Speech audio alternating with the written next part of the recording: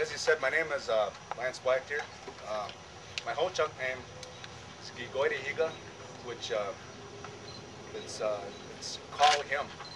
But further interpreted, it means that the people are calling him to talk, to stand in front, to talk to the people, for the people. That's what my father told me when I was a young kid, that's when we get our names, that's how we live our lives. Whatever our name is picked out, we kind of live our life accordingly to that name. So this isn't uncommon for me to have an opportunity to share our music with people, and we're pretty proud of it. I'm very proud to be who I am, to be Ho-Chunk. And one of the things that has always given me the most joy is singing. When I started singing, I was probably about 14, 15. Wasn't very good, and had to work really hard on it.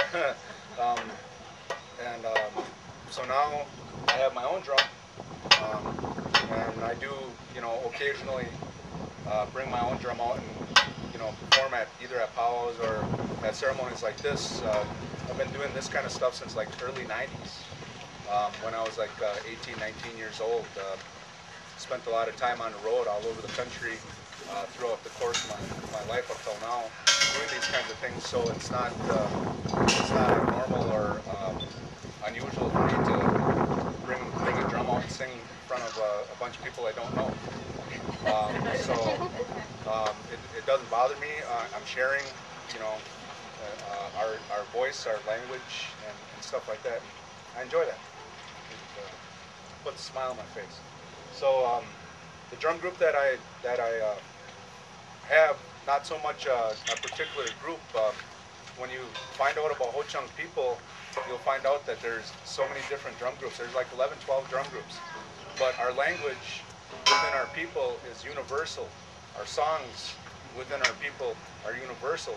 So you can take a guy from the Wisconsin Dells area like Heath, or somebody from Natusa or Wittenberg, or wherever you can think that our Ho-Chunk people are at that have singers, and you can plug them in and out of any drum group because we all know the same songs. We all learn the same songs.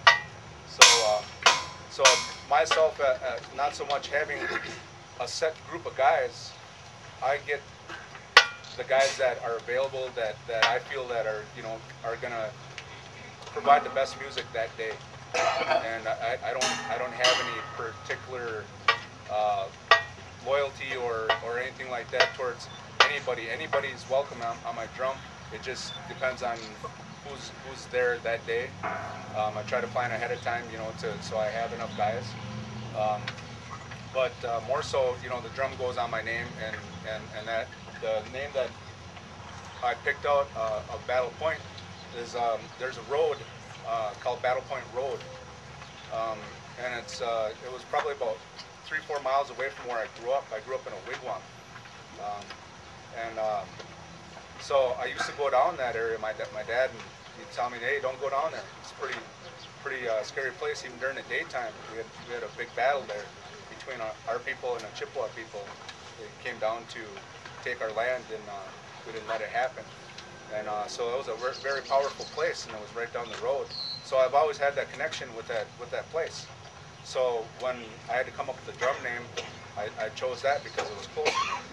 So today I brought Jariah Raid. He's from Black River Falls.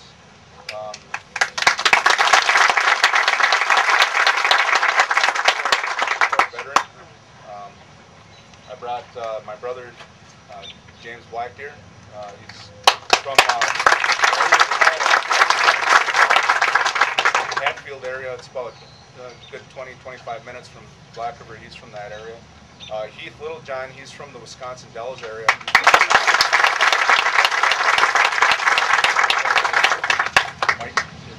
What he had said was earlier, I brought some of our CDs. Keith and myself are part of a drum group called Wisconsin Dells. Our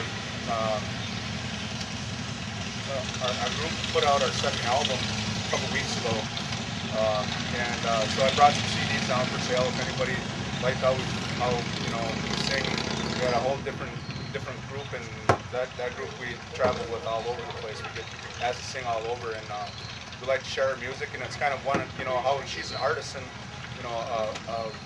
how she was, made a living doing crafts and whatnot to support herself. That's one of the things that we're using now.